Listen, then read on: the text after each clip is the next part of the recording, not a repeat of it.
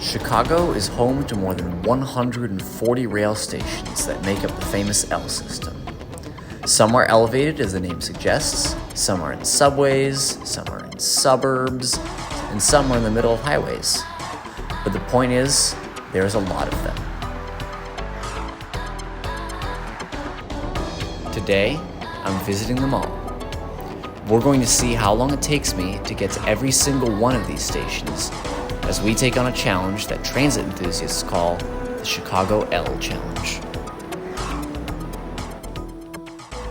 If you would like to skip directly to the action, you can use the timestamps in the video description to navigate to the appropriate chapter.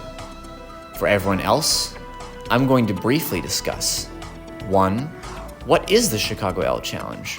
And 2. What are the few things that I did differently on my run? The majority of the video will, of course, be the challenge itself, and then I'll have a few thoughts at the end.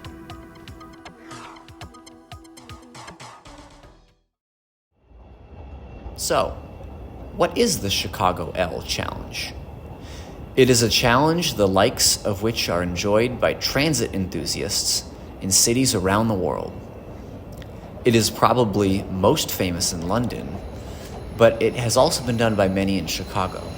And in just about any city you go to with rapid transit, you can probably find some transit fan who has done it there. You can see my video from last year when I did a similar challenge in Prague.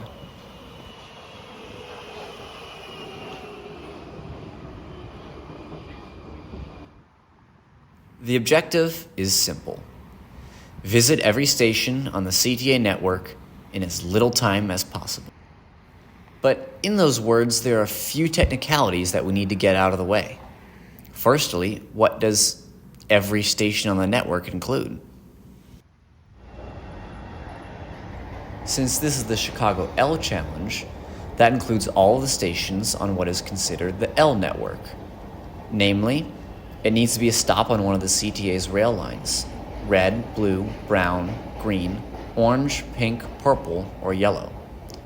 If a station is served by one of those lines, I will need to visit it. If it is not, I don't have to. Which begs the question, what counts as visiting a station? The answer is simple.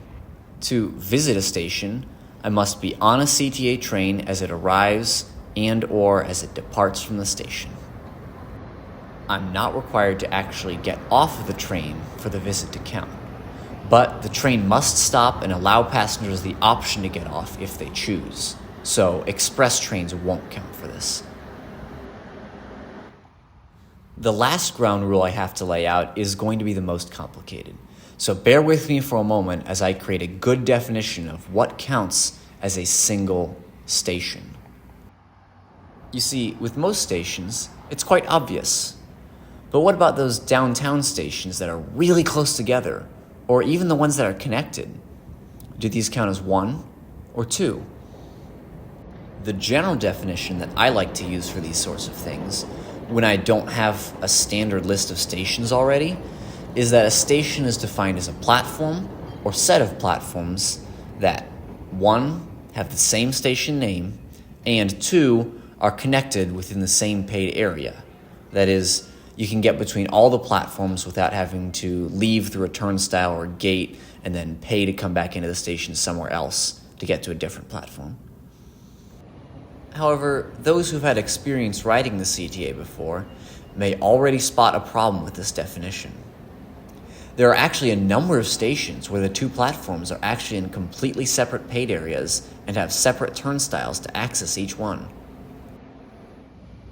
We wouldn't want to say, for instance, that the inner and outer loop platforms at State and Lake are two different stations, or that the inbound and outbound platforms at stations like King Drive or Dempster-Skokie are two separate stations either. We also need to think about what the CTA considers to be a single station. While they would agree with all the examples I just gave and say that those are only one station each, they're perhaps a bit more inconsistent with how to define a station when it comes to those downtown connected stations. Clark and Lake, Roosevelt, and Jackson all meet my original criteria for being considered one station each.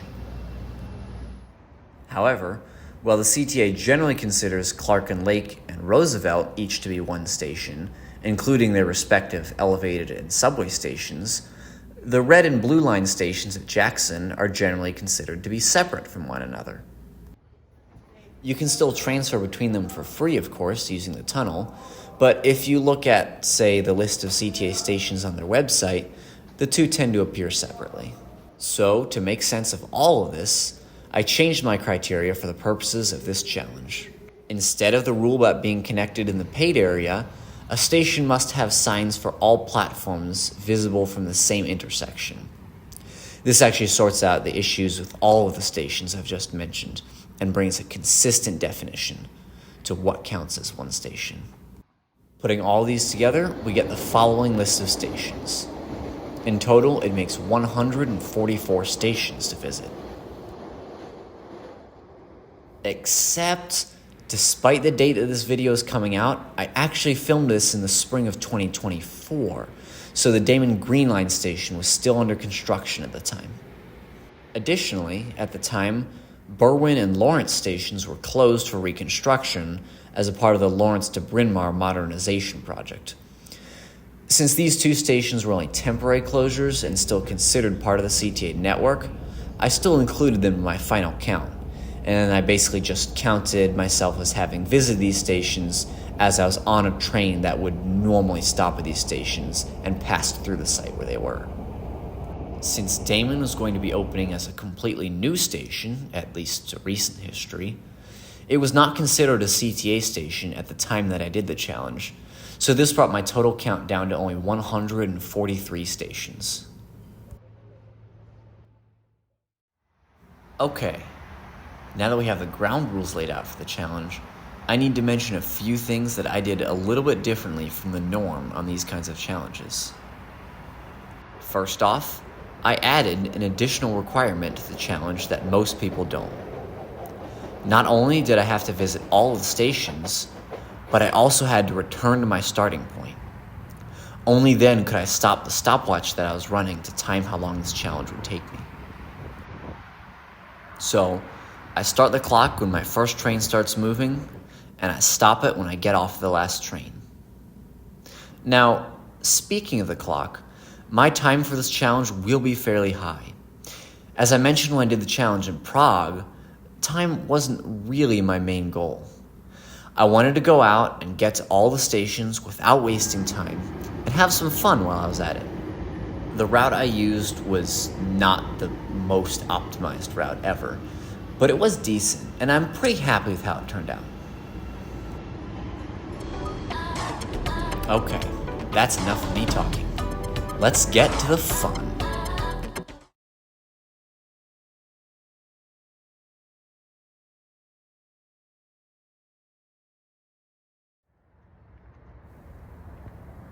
Good morning.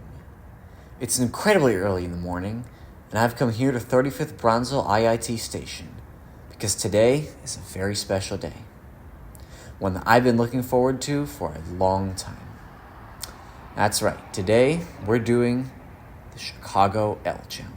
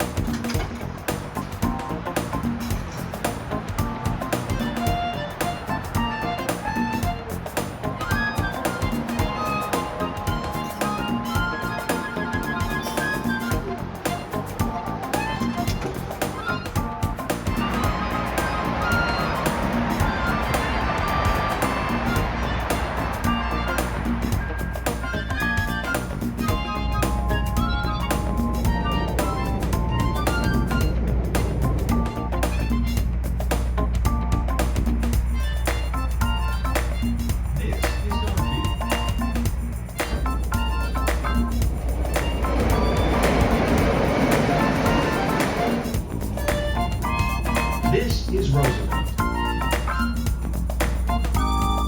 This is Jackson.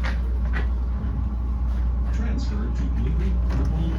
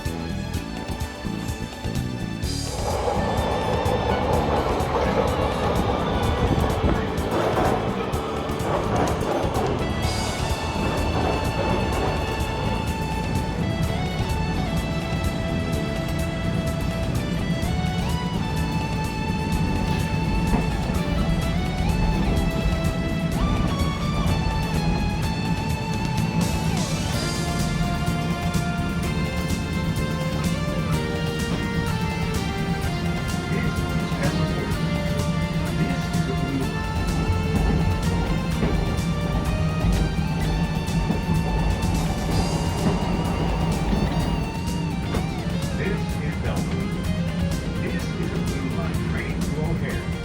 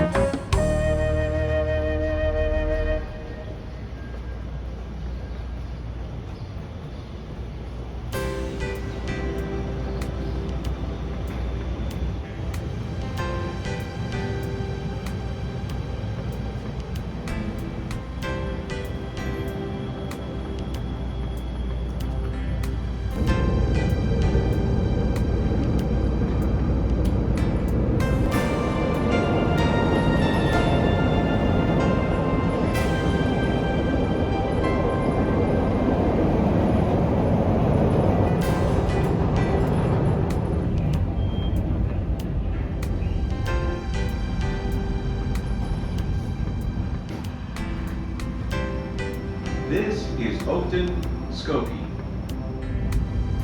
Dexter, Skokie is next.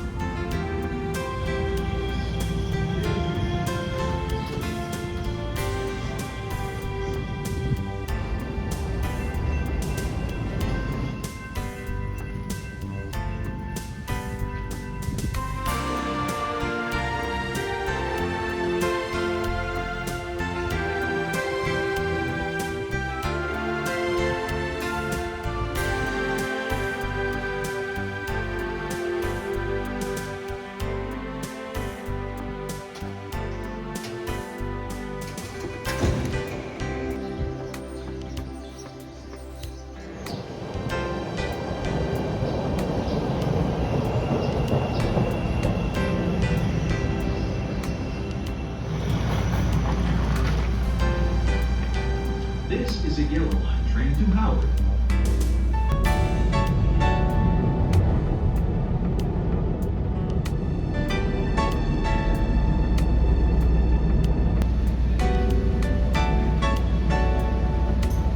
As far as this train goes, all passengers must leave the train.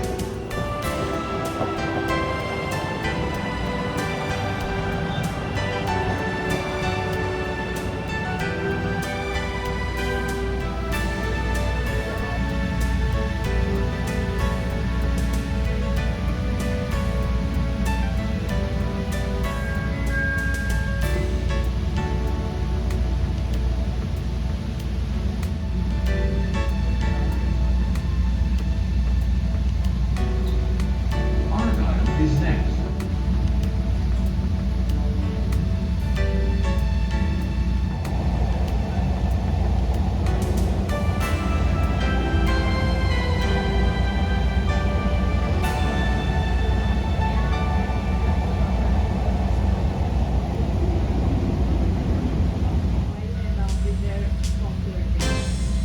Belmont is next.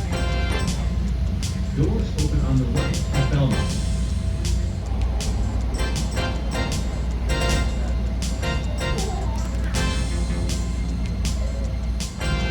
This is Monroe. Doors closed.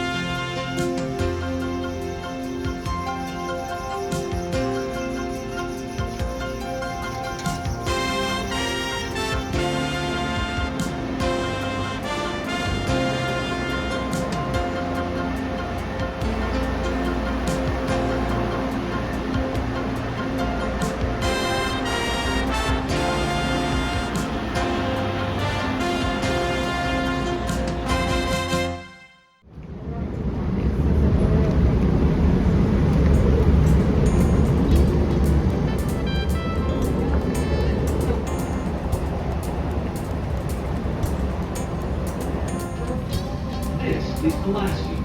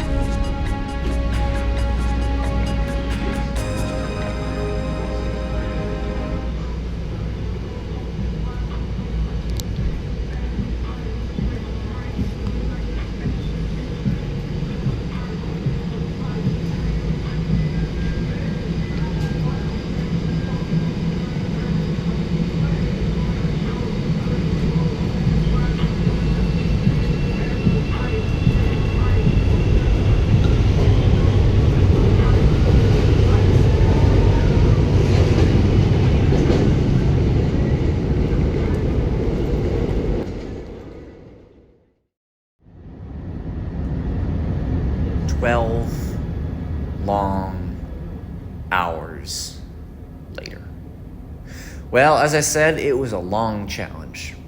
I think the current record for Chicago stands somewhere around 8 or 9 hours.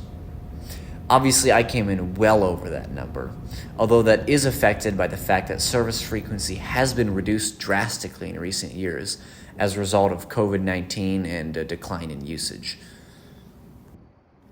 Could I have optimized my route slightly better at points? Sure. But at the end of the day, I think it went pretty well for what I had. And most importantly, I had a fun adventure and I got to see a lot of the city that I otherwise wouldn't have. At the end of the day, I probably wouldn't have changed a thing. Or maybe one or two. Some lessons were definitely learned, but that's a topic for another video. If you'd be interested in seeing more of a behind the scenes and lessons learned look at the L Challenge, definitely let me know in the comments. I might make that in the future. It could be helpful for others who want to take on the challenge themselves. If you enjoyed this video, you may also enjoy the one that I mentioned at the beginning about the Metro Challenge that I did in Prague. And you could also consider sharing this video with someone else who might enjoy. Thanks for watching, and I'll see you next time.